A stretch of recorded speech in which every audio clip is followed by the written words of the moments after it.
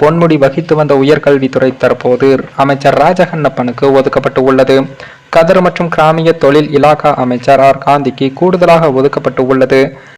முதலமைச்சர் ஸ்டாலின் பரிந்துரைக்கு ஆளுநர் ஒப்புதலும் வழங்கியுள்ளார். சொத்து குவிப்பு வழக்கில் அமைச்சர் பொன்முடிக்கு 3 ஆண்டுகள் சிறை தண்டனை விதிக்கப்பட்டு உள்ளது. அத்துடன் 50 லட்சம் அபராதமும் விதித்து உள்ளது சென்னை உயர்நீதிமன்றம். தண்டனையை எதிர்த்து பொன்முடி மேல்முறையீடு செய்ய ஏதுவாக 30 நாட்கள் இந்த சிறை தண்டனை நிறுத்தி வைக்கப்பட்டு உள்ளது.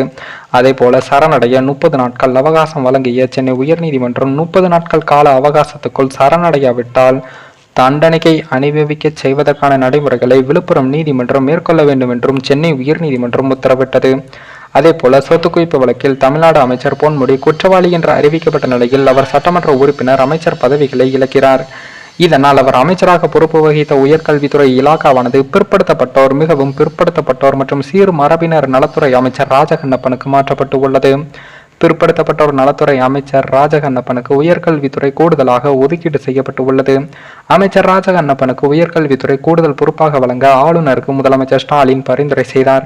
அதனை உடனடியாக ஏற்ற ஆளுநர் RN ரவி அதற்கு ஒப்புதலும் அளித்துள்ளார். அதேபோல அமைச்சர் ராஜகண்ணப்பன் வசம் இருந்த காதி மற்றும் கிராம தொழில்துறை கைத்தறி அமைச்சர் காந்திக்கு கூடுதலாக ஒதுக்கீடு செய்யப்பட்டு உள்ளது.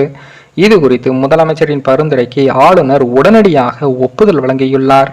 பல்கலைக்கழக துணைவேந்தர்கள் நியமனம் தொடர்பாகவும் பட்டமளிப்பு விழா பேச்சுக்கள் தொடர்பாகவும் தமிழக ஆளுநர் ரவிக்கும் உயர்கல்வித்துறை அமைச்சராக இருந்த பொன்முடிக்கும் பல்வேறு மோதல்கள் நிலவி வந்தது. ஆளுநர் பங்கேற்கும் பல்கலைக்கழக விழாக்களை பொன்முடி புறக்கணித்து வந்தார். இந்த நிலையில்தான் பொன்முடி வகித்து வந்த உயர்கல்வித்துறை அமைச்சர் பதவி ராஜகண்ணப்பனுக்கு மாற்றப்பட்டு உள்ளதும் குறிப்பிடத்தக்கது.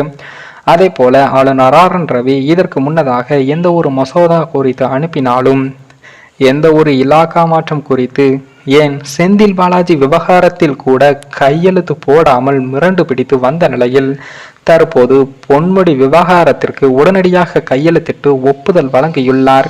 இதற்கு காரணம் என்னவென்று நாம் பார்க்கும் பொழுது, தொடர்ந்து முதலமைச்சர் ஸ்டாலின் அவர்கள் ஆளுநர் மீது உச்சநீதிமன்றத்தில் அழுத்தம் கொடுத்ததன் விளைவாக தற்போது ஆளுநர் அவர்கள் தமிழக அரசு எந்த ஒரு மசோதாவை அனுப்பினாலும் உடனடியாக கையெழுத்து போட்டு வருகிறார்.